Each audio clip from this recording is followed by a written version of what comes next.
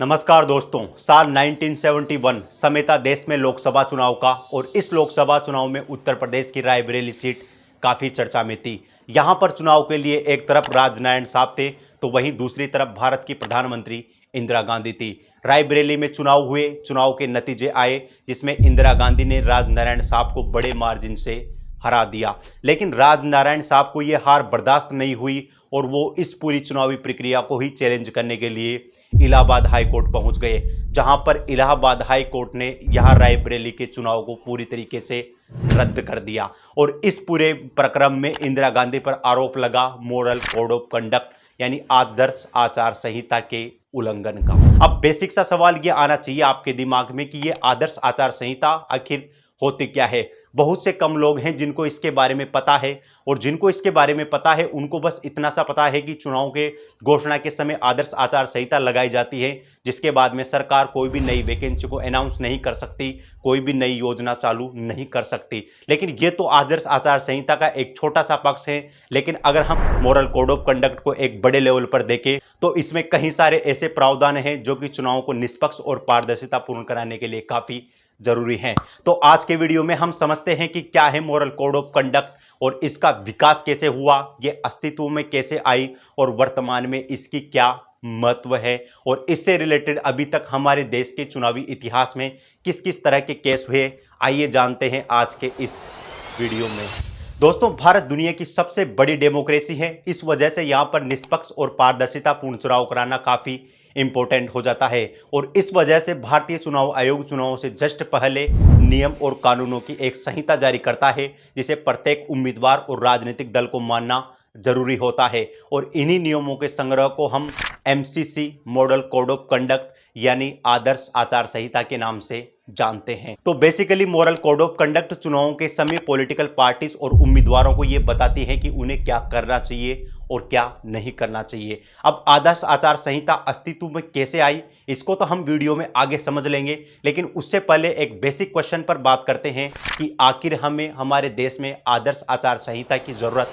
क्यों पड़ी। दोस्तों, याद कीजिए कि अभी की सिचुएशन एकदम अलग है, लेकिन एक समय ऐसा भी था जब दबंग उम्मीदवार चुनाव जीतने के लिए धन और बल के जोर पर कुछ भी करने को तैयार हो जाते थे। पॉलिटिकल पार्टी सरकार बनाने के लिए साम दाम दंड भेद जैसी प्रक्रियाओं का इस्तेमाल खुलकर करती थी। बूथ को कैप्चर करना, बैलेट बॉक्स को लूटना, चुनावों के जस्ट पहले शराब और पैसों का वोटर्स में डिस्ट्रीब्यूशन करना और चुनावी रैलियों के दौरान सांप्रदायिक और भड़काऊ भाषण देना जिससे वहां पर हिंसा होती थी और कई लोगों की जान चली जाती थी। और इस तरह के पूरे तनावपूर्ण और हिंसक माहौल में किसी भी देश में, चाहे वो भारत हो चाहे बाहर का देश हो, उसमें निष्पक्ष पारदर्शिता पूर्ण चुनाव कराना काफी चैलेंजिंग काम था। और फिर इसी प्रॉब्लम के सॉल्यूशन के रूप में निकल कर आई मॉरल कोड ऑफ कंडक्ट यानी आदर्श आचार संहिता। दोस्तों, आदर्श आचार संहिता न तो हमारे देश में आज़ादी के समय से थी और न ही इसे किसी नियम कानून के माध्यम से संविधान में जगह दी गई थी। आदर्श आचार संहिता को सबसे पहले 1960 के दौर में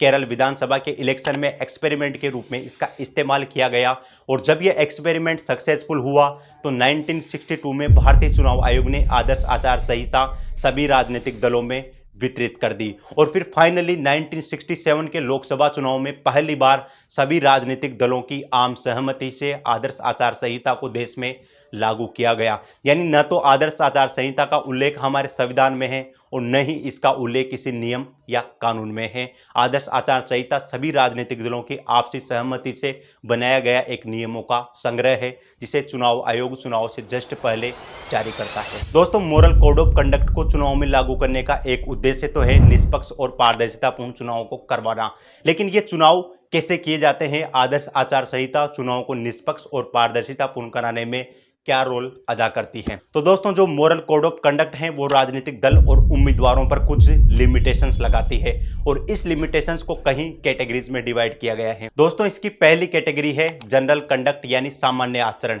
जिसमें लिखा है कि कोई भी उम्मीदवार किसी अन्य उम्मीदवार की आलोचना सिर्फ उसकी नीतियों, कार्यक्रमों, योजनाओं और पिछले रिकॉर्ड्स के आधार पर ही कर सकेगा। किसी भी उम्मीदवार की पर्सनल लाइफ पर कोई भी कमेंट या आलोचना नहीं की जाएगी। दूसरा इसका पॉइंट है कि कोई भी राजनीतिक दल या उम्मीदवार अपनी चुनावी रैलियों में सांप्रदायिक भावनाओं को आहत नहीं करेगा और इसके आधार पर नहीं वोट्स की मांग करेगा। और जो जितने भी पूजागर हैं यानी उपासना स्थल है, चाहे मस्जिद हो, गिरजाघर हो, चर्च हो, उनका इस्तेमाल किसी भी प्रकार के चुनाव प्रचार के लिए नहीं किया जाएगा। दोस्तों, अगर आपको इस पॉइंट का एग्जाम्पल देखना है तो 2019 के लोकसभा चुनाव में उत्तर प्रदेश में भारतीय जनता पार्टी के नेता अमित शाह और समाजवादी पार्टी के नेता आजम खान, जिन्होंने अपनी चुनावी रैलियों में भड़काऊ और पूर्वाग्रही के आधार पर बयान दे दिया था, जिस बयान की वजह से भारतीय चुनाव आयोग ने इन दोनों में उत्तर प्रदेश में चुनाव प्रचार पर रोक लगाती थी। लेकिन बाद में अमित शाह का इस मामले में माफीनामा पेश करना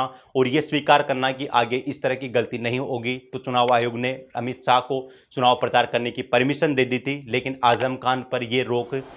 बरकरार रही थी। इसके साथ साथ ही इसमें कुछ चीजें कानूनन अपराध भी है, जैसे चुनाव से पहले वोट के लिए मतदाताओं के बीच में पैसे वितरित करना, उनको किसी भी तरीके से डराना, धमकाना और वोट के लिए उन्हें शराब वितरित करना। दोस्तों, याद कीजिए 2019 का उस समय जब देश में लोकसभा के चुनाव थे और तमिलनाडु की वेल्लोर सीट पर भारी मात्रा में चुनाव से पहले कैश की बरामदगी की गई थी, जिसकी वजह से भारतीय चुनाव आयोग ने यहां पर करप्शन होने के कारण इस वेल्लोर सीट के चुनावों को उस समय रद्द कर दिया था, सस्पेंड कर दिया था। तीसरा इसका पॉइंट है लोक लुभावने वादों पर प्रतिबंध लगाना, जिसमें लिखा गया है कि कोई भी मंत्री या प्राधिकारी चुनाव में आचार संहिता लगने के बाद न तो किसी भी प्रकार का वित्तीय अनुदान देगा, न ही वित्तीय अनुदान देने का वादा करेगा। दूसरा पॉइंट है कि कोई भी मंत्री या प्राधिकारी किसी भी प्रकार की नई वैकेंसी, नई प्रोजेक्ट, नई स्कीम को लॉन्च नहीं करेगा और न ही कोई भी मंत्री या प्राधिकारी सड़कों के निर्माण, पेयजल सुविधा, आवासीय सुविधाओं से रिलेटेड न तो लोगों को देगा, न ही इनके देने का प्रॉमिस करेगा। और चौथा पॉइंट है कि सार्वजनिक उपक्रम में किसी भी प्रकार की सार्वजनिक नियुक्तियां, नई नियुक्तियां आचार संहिता के दौरान नहीं की जाएगी। अगर आपको इसी पॉइंट का एग्जाम्पल देखना है तो मई 2023 में कर्नाटक विधानसभा चुनाव के दौरान भारतीय जनता पार्टी के नेता जेपी नड्डा पर मॉरल कोड ऑफ कंडक्ट यानी आदर्श आचार संहिता के आरोप लगे थे और इन पर आरोप था कि इन्होंने विजयनगर की हरिपल्ली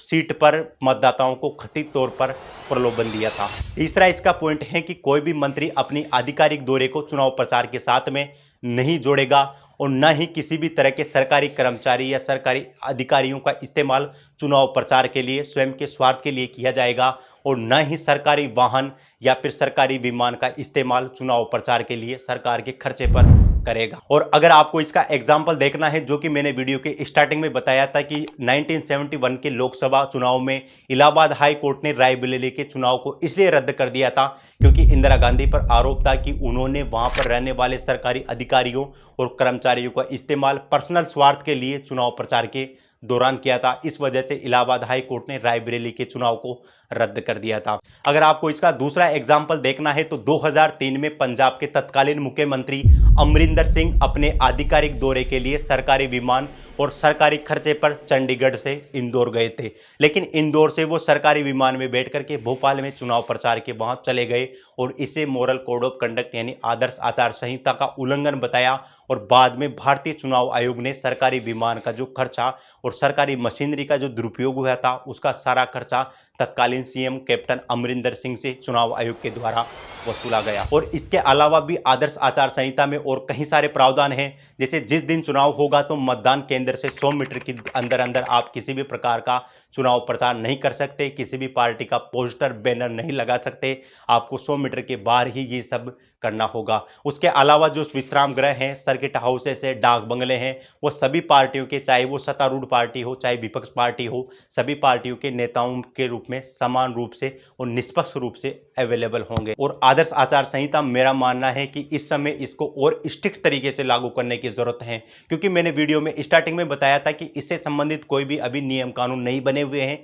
लेकिन इसके अंदर कैसे कई प्रावधान है जिनको आईपीसी, सीआरपीसी या फिर जनप्रतिनिधित्व अधिनियम 1951 के माध्यम से इस सारे कृत्यों को कानूनी अपराध घोषित किया गया है, लेकिन आचार संहिता के मामले में किसी भी तरह का कानून नहीं बना हुआ है। और अगर आप लोगों ने हाल ही में देखा हो तो भारतीय चुनाव आयोग ने आदर्श आचार संहिता को और सही तरीके से लागू करने के लिए एक सी विजिल नाम का एक पोर्टल लॉन्च किया गया था। और ये सी विजिल पोर्टल क्या है? तो दोस्तों, इस सी विजिल पोर्टल पर यदि आपको अपने चुनावी क्षेत्र में कोई भी कैंडिडेट या पॉलिटिकल पार्टी आदर्श आचार संहिता का उल्लंघन करती हुई दिखती है तो आप उसका फोटो खींच सकते हैं, उसका 2 मिनट का वीडियो बना सकते हैं और इस सी विजिल पोर्टल पर अपलोड कर सकते हैं और बाद में चुनाव आयोग के अधिकारियों के द्वारा इस वीडियो को तुरंत संज्ञान में लिया जाएगा और इस पर आवश्यक कार्यवाही की जाएगी। तो आम जनता को आदर्श आचार संहिता से जोड़ने के लिए भारतीय चुनाव आयोग ने सी विजिल पोर्टल का एक नया नवाचार किया है और मुझे लगता है कि 10 अक्टूबर तक भारत के 5 राज्यों में विधानसभा के चुनाव भी हैं, जिसमें राजस्थान है, मध्य प्रदेश है, छत्तीसगढ़ है।